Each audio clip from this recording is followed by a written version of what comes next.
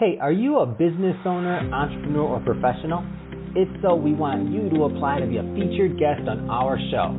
My name is Adam Torres, and I host the Mission Matters series of podcasts. I've recorded over 3,000 episodes, and we are just getting started.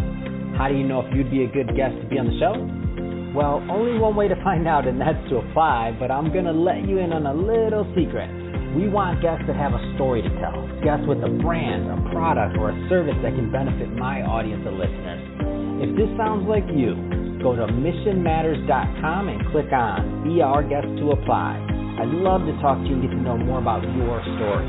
Again, head on over to missionmatters.com and click on Be Our Guest to Apply. All right, now let's get into the show. Hey, I'd like to welcome you to another episode of the Mission Matters Business Podcast, your source for all things business. My name is Adam Torres. You can follow me on Instagram at AskAdamTorres. And if you'd like to apply to be a guest, just head on over to the website missionmatters.com and click on Become a Guest to Apply. All right, so today I have Mohammad Vatandoust on the line, and he is CEO over at VatanZarin. Mohammad, welcome to the show. All right, thank you. Thank you very much for having me. Oh, Mohammad. So we have quite an episode ahead for our viewers. As I've been working on you and with crafting this message and really getting your story told, I'm excited. So we're going to go into your RIM method and how you've used that for success, not only in your personal life, but also for your business over at VatanZarin.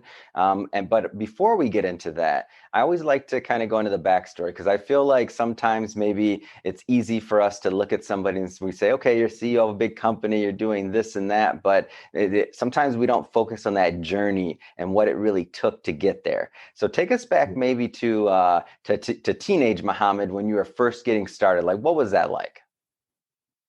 Well, just like any teenager, causing trouble here and there. But story started when I was 16, and right around that time, what happened was I needed some cash to buy some clothes for myself. So when I asked my parents, they told me that, oh, it's too expensive. We're not going to be able to give you that money. Mm-hmm. And I got offended a little bit. So I decided to get up and create something of my own and start working on my own. And I applied for a gas station job. I got that job as a cashier, as a stock boy at the beginning, and of course cleaning and doing things like that. And slowly, I built a trust with the owner of that gas station. Mm-hmm. And within 6 to 8 months after I applied for that job and I got that as a stock boy, what happened was he trusted me enough to give me that management position within that gas station. So I remember it was after my 16th birthday, and he told me that I'm going overseas for 2 months. Mm-hmm. I want you to take over this gas station and run it for me until I come back.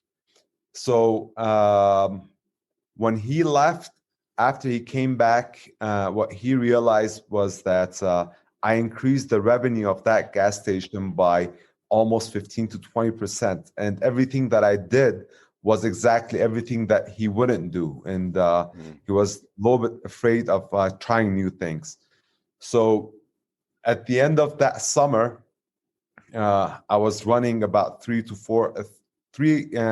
gas stations from that owner, and then one gas station part-time. And everything that I made from my 16th all the way up to the 20th birthday, basically, went into buying my own restaurant. And back then, that gas station job started in Louisiana. Mm-hmm. Back then, we used to live in Louisiana. Mm-hmm. And right around the time for when Katrina hit, we moved to Michigan. And as soon as we moved to Michigan, I have accumulated about $80,000. Mm-hmm. So I purchased this restaurant in the city of Dearborn. Wow. And So I ran it for almost a year and few months. At the same time, of course, I was studying in the university, and it was getting very hectic. And between going to college and managing the restaurant, I ended up selling that restaurant after a year and few months for close to $300,000. So Wow. Built up that business as well, created a lot of foot traffic to that restaurant, and sold it after a year and few months, just like I said, for right around the 300,000 mark. Wow. And I went back to the gas station business. So of course, by then I had a lawyer, an accountant, all that stuff, people that I trusted. And so they worked out a deal for me with this gas station closer to the suburbs. And then it was about 2000, end of 2007 or mid 2007, if I remember correctly. And so all the documentation, all the paperwork, everything on paper looked perfect. It looked legit, and it looked very, good and moderate, and almost right around that threshold that I was looking for in a business, not well established and not too far behind for me to be able to have to boost that business. It was right around that sweet spot for me. Unfortunately, two things happened. So what happened was I invested closer to $1 million to purchase that gas station. Some of it was as a loan, and the rest was out of my own pocket, and some loan from some family members, my parents and stuff. So two things happened. One thing, I realized later on that the paperwork was not legit, and something happened between my lawyer, my accountant, and the seller's lawyer and accountant, and a deal was made on the back end for them to sell that gas station to me. And the second thing, the 2008 happened, and just like any other business, that was the double. Yeah, I know, man. It was very hard. So being in Detroit, being in the core of everything that was going on with the downfall of the automotive industry, and people basically running out of Detroit, and so that business went bankrupt. And of course, I don't like that word bankruptcy, because it gives that negative feeling to it. So instead of just calling it quits, what I did was I sold everything that I had, and I paid every single penny that I owed to the bank and to my parents, to everybody else. So I don't claim that bankruptcy, and I don't have that on my portfolio. So, but of course, from the high of the high point that anybody can be, I dropped to the lowest of the low that any human being can basically feel or be at that point.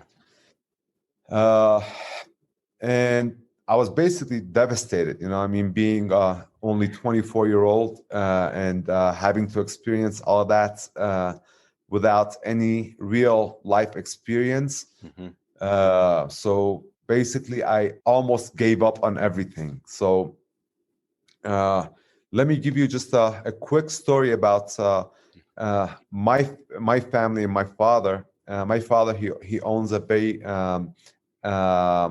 well-established and respected business back in the Middle East. And I always had in mind that I want to do something of my own, and I don't want to go back and work in the family business. So at that point, I was so much at the bottom of emotional and all that feelings that I decided to give up on my principles and decide to move back to work for my father and be a part of this family business that was established about 36 years ago today. Wow. I mean, what an amazing story. So really from starting at 16 in a gas station to working who knows how many hours between that 4-year period or so when you accumulated that 80,000 to originally invest and to make, I mean, that's blood, sweat, and tears, I know, and to work and running 3 gas stations, like let's not overlook that. And then to finally have, the cards stacked against you in a deal. I kind of want to pick this apart because there's a lot of lessons to be learned here from your journey. So let's take it back maybe to that 16-year-old moment for a bit. So if there's some younger entrepreneurs out here, and I don't just mean age-wise. I mean also maybe they're younger in their entrepreneurial career. So maybe they're just getting started, or maybe they're on that first business, or maybe they've invested and purchased their first business, and a lot of different scenarios. What kind of advice would you give to maybe that younger entrepreneur that's really just getting started in that down that road? First advice that I gave myself from that point and on was, of course, you have to trust the people around you, but you have to do double checking and triple checking and read in between every single line possible, and not only depend on what you were given. So one thing that I learned was that being on top of the business that you want to creates that better future for you. Safer future for you. So of course, I had a lawyer, I had an accountant, and I trusted them, and I depended on them. I gave them good money, and all that stuff. But one mistake that I did, that I always, when I go back and see, trace every single thing that I did and try to find the wrongs that I did in order for me to be able to fix them for the future. One major mistake that I realized that I did was that I 100% trusted everybody around me. And that's not good to run a business as a manager or as an owner. Of course, you have those people to be your advisor. At the end of the day, it's you who's going to be running everything, and it's your money and it's your hard sweat that is going to go to that business to grow it. So the point that I want to make is that trusting people is good, but double checking and triple checking everything creates that safety for you to be able to sleep better at night. So at the end of the day, one mistake that I learned from back then was that have, first of all, better people around me. Second of all, even with better people around me, I have to do the job myself sometimes to get to that next level and push the business forward. Another big thing that happened here. So let's just say that you did accomplish that and you didn't make that mistake. Well, you were hit with something that a lot of people, as we record this in 2020, are being hit with right now. And that's something that's completely out of their control. So like an external factor that it doesn't matter if you didn't trust anybody, it doesn't matter if those numbers look perfect. Bottom line is, in this particular case, you were in a market that, was really hard hit when 2008 happened. So maybe you would have weathered it, maybe not, depends. But you couldn't help 2008. That was outside of your control. It's outside of anybody's control for the most part, for any one person's control. So right now we're going through the COVID thing, pandemic, and a lot of businesses are being affected, unfortunately, out of their control. What kind of things would you say to people in instances like this? Doesn't have to be COVID, but just in general, in instances like this, when something's going to be completely out of your control, but yet you're going to be affected? Yeah, sometimes things happen, and it's completely out of our hand, like what's going on right now with the COVID-19, and a lot of businesses, even businesses that I know from friends and family, that is being hit. and there's nothing you can do. You have to pay your rent, you have to do everything, but you don't have that a footstep that you're looking for. One thing that we have to keep in mind is have that faith that regardless on what happens, you know what I mean, we're gonna make it out of this pandemic. You know what I mean? It's gonna be hard. You know what I mean? Of course, it's not gonna be easy. Nothing comes easy. And just don't blame yourself. You know what I mean? That's one thing that I learned, that blaming ourselves doesn't move us any closer to success, and not giving up. And this is 2 points that I learned the hard way. You know what I mean? Not giving up and not blaming yourself. It's, things happens. You know what I mean? We fall. We have to learn how to get up from it. And of course, sometimes it's harder said than it's harder done than it's said. But you know, there's nothing we can do. It's out of control. But us as human beings, we have to learn how to move forward. You know what I mean? We get hit with something like what's going on today with the COVID-19. A lot of businesses go out of business. We just have to understand that things not going to stay like this. We have to learn to adapt ourselves to improve our future, basically. Yeah, and you're right. It's just it's out of our control. But I like your theme of perseverance and persistence, and really just understanding that in business at any time, like, things do not always go the way that we want them to. That's a fact. So another theme that I find from your story that's just really common, and that is, and I guess nowadays the keyword or the buzzword is pivot, or doing something different or something else. But in your case, I would argue there was two things that happened. So there was a level of, and of course it had to do with your age at that point, right? You're in your 20s and you had a lot of success early, and then that success, you know, for whatever reason, you no longer had it, and now you're feeling like you're down.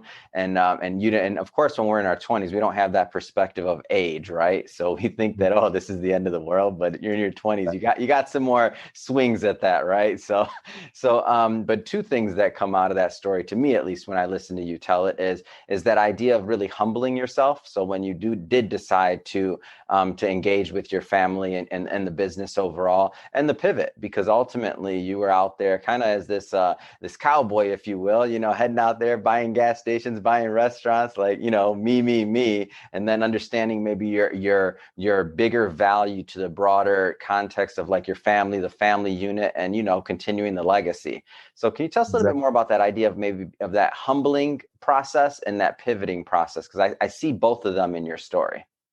Yeah. So the humbling process is that, you know, there's a saying that I kept repeating in my mind, that, you know, sometimes you're wrong. You know what I mean? So that whole perspective of not wanting to work for my father, or not wanting to create something for my own, I just pivoted it a little bit. You know what I mean? So what I did was that, okay, maybe what I can do is I can go and learn from the basic of the basic within that business, and I can grow it even more than what it is, and create my own legacy within that business. You know what I mean? So what I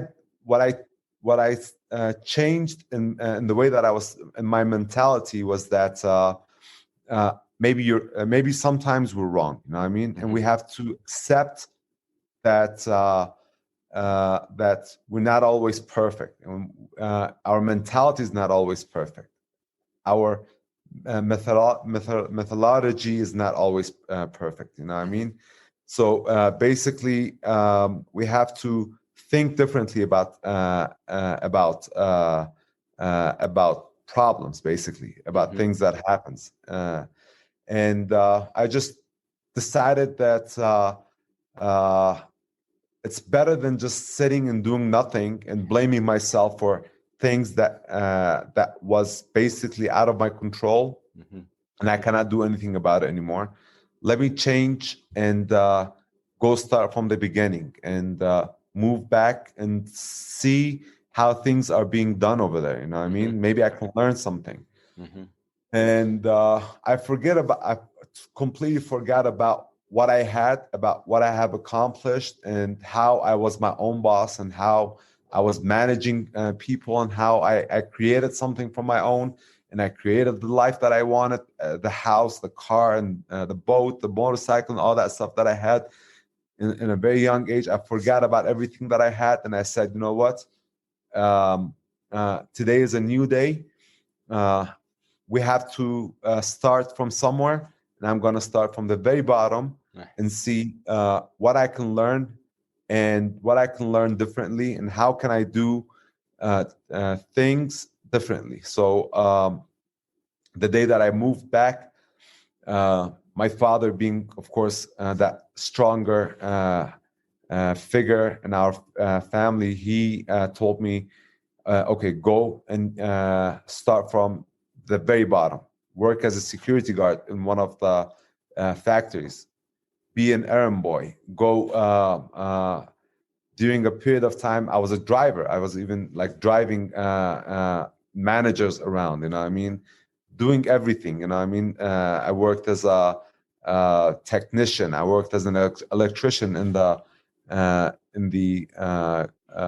factories, and basically from the very bottom, you know what I mean? I learned what everybody was doing, how the warehouse people were working, how people in the production line were working, how people on the quality control were working. And basically I did every single step as not as a son of the owner of the company, as that employee at the bottom. And I actually worked, you know, I mean, 7 hours, 8 hours, regular shift, you know, I mean, every day, and went back, not even thinking about what I had or who am I and who's my father, basically.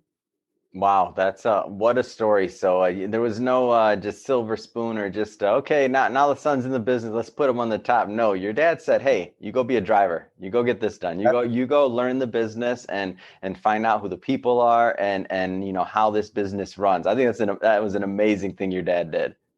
Yeah, it was amazing, and I always thank him. And I mean, it was an amazing journey, and I mean, it gave me that edge.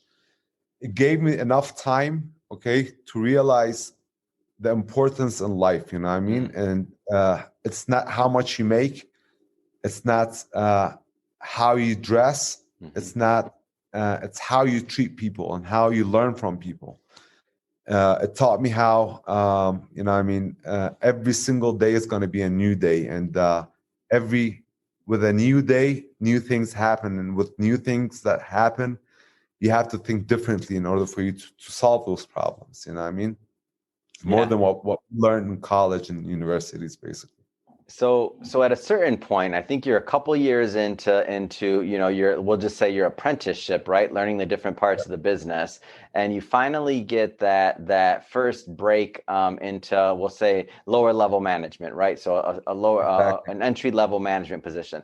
Tell us a little bit more about that, and you know how that was like for you, because you were managing people before. So now you go back, you take a step back, and then now you're back on this path of, let's just say, the rise, and now you're in that first management position. Like, what were you thinking back then? So what happened was, after a couple of years, I got my first management position in the company, very small management position, like something that doesn't make or break anything, basically. It's just a day-to-day routines that you have to do, and just to make sure everything is being done properly. And it was a very, very new project within the company. So it didn't matter if it didn't succeed, and it didn't matter if it succeeded. You know what I mean? It's just basically, I think about it as a test that my father put me through to make sure that I'm ready to move up the chain. And basically, slowly, I learned that what I used to know and what I used to think I know as far as management goes was basically the very bottom tier of the cake, you know what I mean? And I still had a lot to learn. And it took me about almost 4 years moving up the ladder slowly.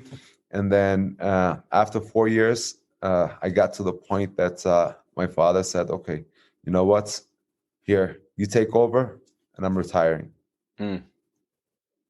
Wow.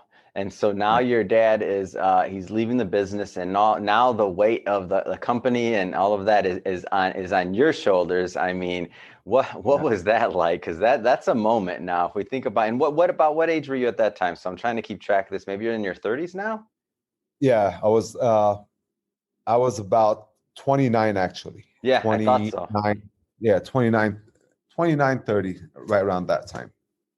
Yeah, and so the now company, with the weight on your shoulders, tell us what that's like. That now you're in the spot. Yeah, I know. I mean, and he did it very like suddenly. And what happened was one day he just he set up a meeting, and he told everybody that, you know what, from today on, he's going to be managing the company, and I'm retiring and I'm going away. And he just left for a whole year. And basically, it was hard. It was hard because even at that age, I was still the youngest person on the board. I was still the youngest person between all the managers, the senior management team, and it was just crazy. You know, I mean, trying to tell people what to do that have been there for way longer than you and way older than you. And a company with this size, you know, back then we were about closer to 5,000-6,000 people within the company, and it was just crazy, you know. I mean, see, like every step that you move up, at the beginning you think you know everything, but once you get to that step, you think that you're ready for it. Once you get to that step, you realize that you still have a lot to grow, a lot to learn, and you still have a long road ahead of you that you have to keep going, you know what I mean? And I guess that's success, you know what I mean? That's in my mind, okay? Matthew McConaughey, he has a very nice video. I have it on my, I posted on my page. He says that my hero is always 10 years. It's me in 10 years, basically. So he just imagines himself in 10 years, and you're never gonna get to him, you know what I mean? So it's just like setting up your goal 10 years ahead of you, imagining yourself 10 years ahead of you, who you want to be, what kind of person, what kind of manager, what kind of a business you want to run. And you always have to, you know, chase that you in 10 years, basically. Am today, okay? That helped me getting here, basically. And it didn't come overnight. It was something that was built slowly. And I should definitely say this, it's not something that I have created. I just managed to combine a few different points to make it that RIM system, basically. And I realized by telling this RIM system and explaining it and teaching it to people, helped a lot of people along the way for them to be able to succeed in the path that they want. So one thing that I always say, being successful doesn't mean the same thing for everybody. You know, I mean, everybody has a different ruler for success, okay? So for me, is getting to where I want to be in 10 years from now. Maybe for another person, being successful means being a good family person, you know what I mean? Working less, spending more time with family or whatever, you know what I mean? So success doesn't have to be exactly the same for everybody. But regardless on what you explain or what you think about success or how you think about success, okay, that RIM system, I figured out it can help you get closer to the success that you seek, regardless of what type of business you are or what you want to use it for to be successful. So RIM, if we just want to go through it very quickly, RIM, R stands for routine, I stands for imagination, and R stands for meditate. M stands for meditation, okay? We start with R, which is routine. I usually say routine is a cancer, and it can destroy or it can make you, okay? So it's a very double-edged sword, but we have to realize that routine usually it converts to the things that we do on a daily basis without even thinking about it, without even our brain processing it, and it just becomes part of our natural life. And the problem with that is we cannot realize, we cannot understand the wrong from the right. We cannot understand what we are doing that is not leading us to that path of success that we want, okay? Because it becomes part of our life in a way that we can completely oversee it and not even think about it anymore. I'm just going to give you an example to explain myself a little bit better. When we ask people, explain your life, your day-to-day life to us, we realize that from the moment that they wake up until the moment that they go to sleep, our life, because the way that we're living these days, it's based on so many routines that if we slowly learn the bad ones from the good ones and change those bad ones into good routines and good habits, okay, this is step one to getting closer to that success that we seek, basically. So one problem with routines that are bad converts to habits, and bad habits kills, basically, okay? So out of 8 out of 10 people that we asked this question, explain to us your daily routines and explain to us what you do from the moment that you wake up until the moment that you go back to sleep. 8 out of 10, they say as soon as they open their eyes, today in this time of age, is actually 6 out of 10. They say first thing that they do, they open their phones, they check their social media, they check the news, they check their Instagram, Twitter, whatever, you know what I mean, Facebook. The second thing that they do, they drink water. Third thing they do, they get up, get washed up, take a shower, get ready to go about their day. Fourth thing, getting dressed after taking a shower. Fifth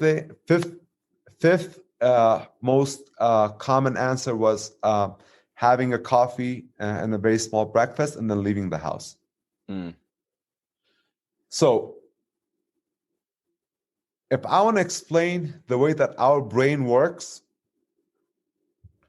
when you think about it, having this routine step by step on a daily basis, how it affects our whole day and how it can destroy our path to success. If I want to explain this, when you think about it, you wake up, you check your phone, you drink your water, you take a shower, you get dressed. These are the first 4 or 5 steps that you do. Our brain consists of millions of microchips. Within each microchip, we have a different emotion which is stored. Correct? Yeah. Now, This routine, it becomes a habit of you waking up and the first thing you do, checking your phone. Correct? Yeah. Now, you don't even think about it, whether this is a bad habit or a good habit, because it becomes so routine and we don't understand how it can affect us on the path to success. Now, I'll explain it. Our brain, just like I said, it consists of millions of microchips, and inside each microchip, it's a different type of emotion which is stored. Now, waking up, opening your phone, if that day you see a news on the Twitter, on an Instagram, on any social media, or on any news that you don't like for any reason, okay? Your brain, your mental state will start releasing that emotional state, that sadness, that anger emotional state without you realizing it. Yeah. Okay? And when you look at your whole day, after 2, 3, 4 hours, you realize that day you're very tired. Yeah. You know what I mean? And you don't even realize why you're tired. And this was the effect of that first routine, that it turned into a bad habit by you waking up and checking your phone before you're attending to your mental states. You know what I mean? Before you're realizing that what's going on in your mental states. Yeah. Your brain is releasing those emotions, the sadness, the happiness, the anger, the aggression, all those different feelings that you're getting from your social media, without you realizing how it can affect your future throughout that whole day. Yeah, that's it's powerful, and I can see how that happens. And when you say that, like I feel personally, like sometimes when I wake up and I open up Instagram first, it's like, why'd I do that? And then sometimes it's helpful, but that it's a bad routine. And sometimes I do it, sometimes I don't. But let's move on to the I of the formula. So let's go further into what your method is. Okay. So before we move to I, one thing that I want to say, even triggering that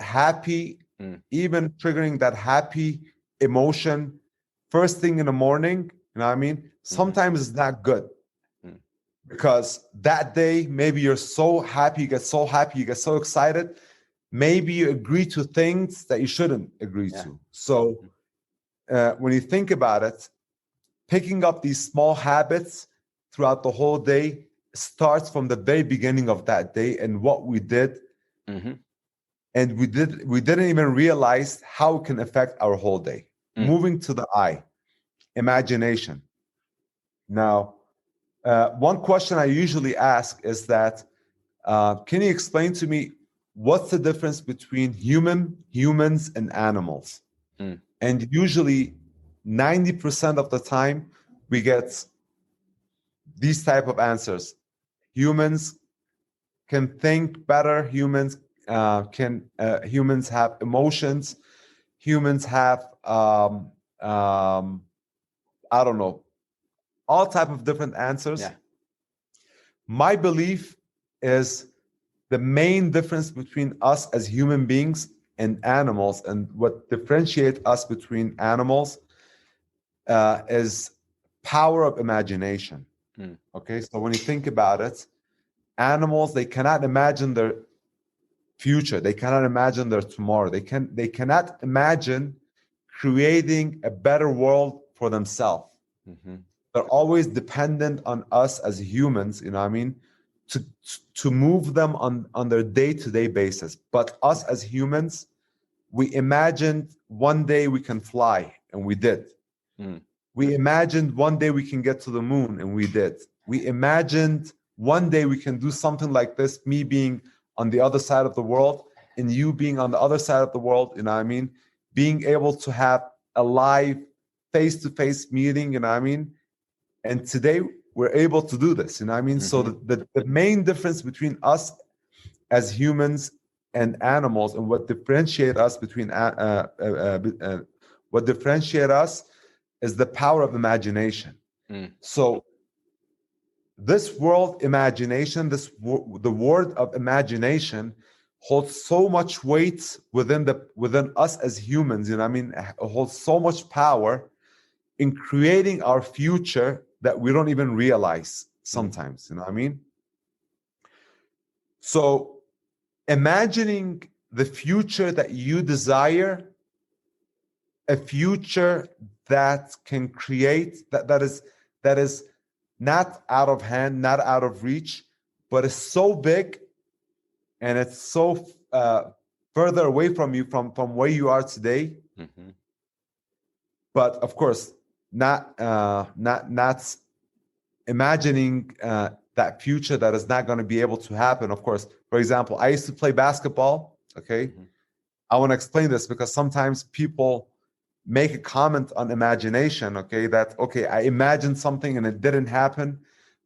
Power of imagination. If you learn how to imagine your future correctly, okay, I can guarantee 9 out of 10 times that future that you imagine can happen if you first learn the bad routines and bad habits. Second, learn how to imagine your future. So for example, just because I used to play basketball and I used to be a very good basketball player, okay, and maybe when I was 16, 17, 18, I had a shot if I wouldn't have broken my knee to be something in that field, you know what I mean? Imagining myself as an NBA player today, just because I know how to play basketball, I know for a fact that's not going to happen. Okay, so that's not a correct imagination to the future. You know what I mean? Yeah. Learning how to imagine your future and the correct path and imagining it with the power of finding out the bad habits, with the power of taking out those bad routines and replacing them with good habits and good routines, with the combination of the R, which we're going to go in details, okay, is that system that I believe, and I truly think any person takes this path can get closer to that success. All right, that's awesome. And so let's move on to the M.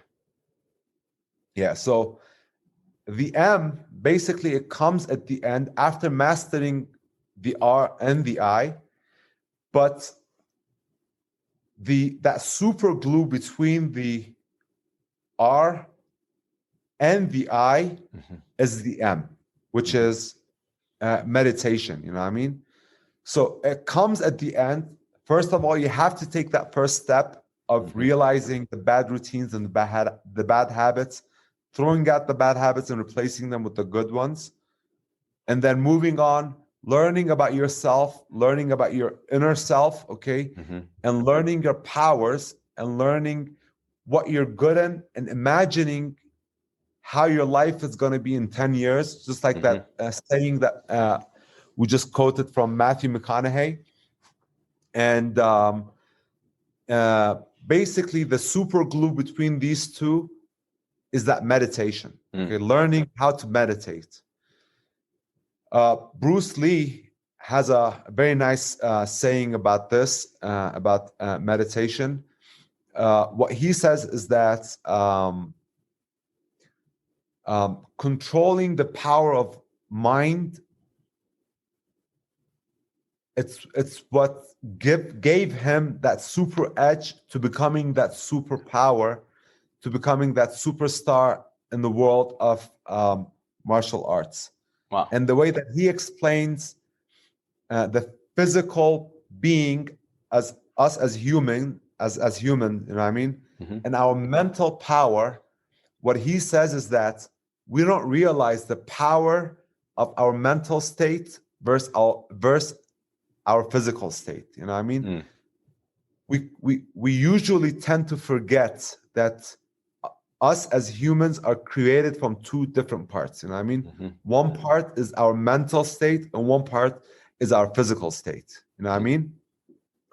So again, 9 out of or 10 out of 10 people, when we asked them this question, describe, for example, Adam Torres, okay, or describe Mohammed, or describe any friend that you know.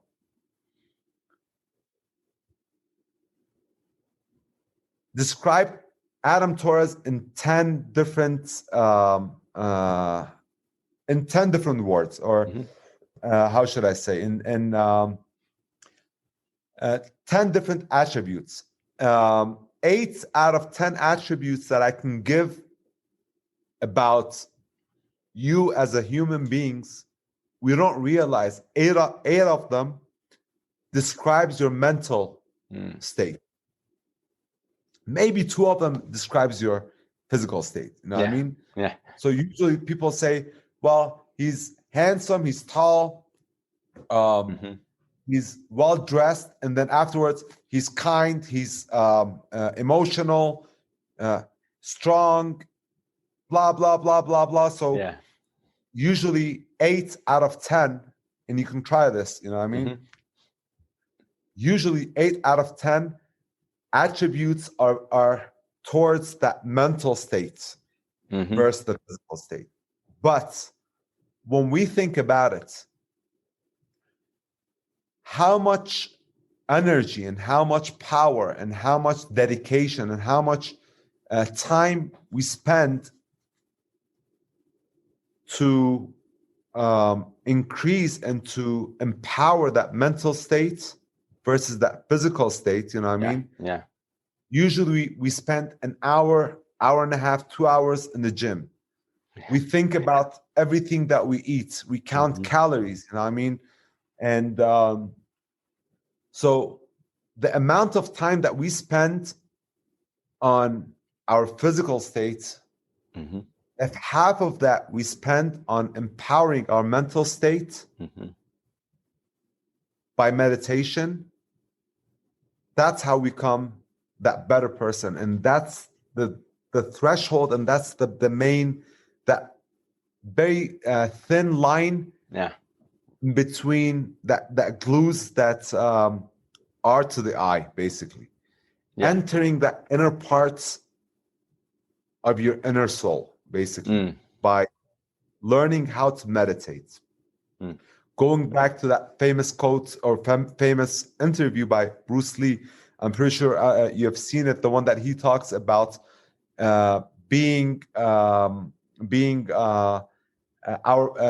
controlling our mental state, just like controlling water, basically. The one that he talks that you know, he says that water has 3 different characteristics. Water can be solid, it can turn to ice, it can be liquid, and it can be vapor, basically. Okay, it can be turn into a cloud, basically, or evaporate. Now, water can be still, water can be flowing, water can be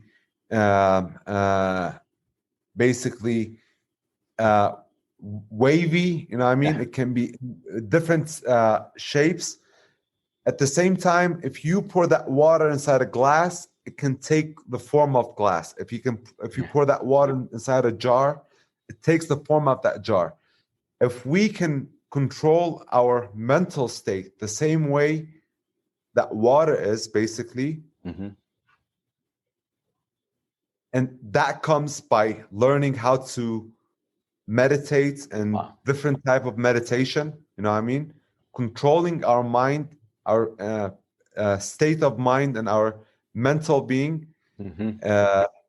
That's another system that I have learned and helped me basically toward the path of success.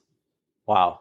Well, Mohammad, I have to tell you, this has been quite an interview today. We've gone through your background, we've gone through your RIM formula, some of your methodologies and systems and formulas, your RIM formula, RIM system, to really what's helped you on that path and what you use every single day. So I think it's awesome, and I'm happy that you came on the show and shared that with our audience.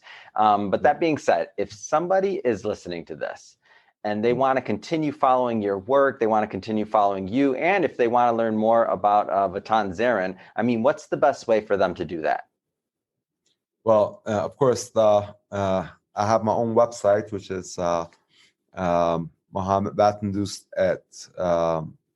.com, and I'm very active on my Instagram as well.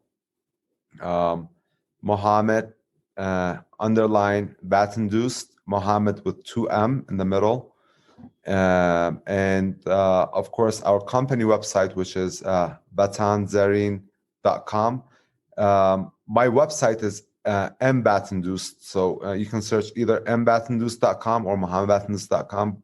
Both of them comes up on Google. So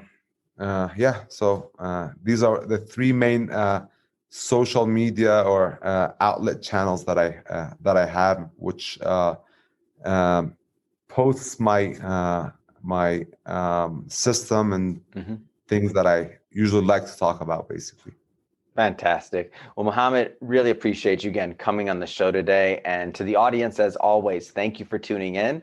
Hope you got a lot of value out of this. Definitely, if you're a first-time viewer or listener, definitely hit that subscribe button. We'd love to have you be a return listener and follower. We have a lot more great guests coming up for you too. And don't forget to go check us out on missionmatters.com. And Mohammad, thanks again for coming on the show.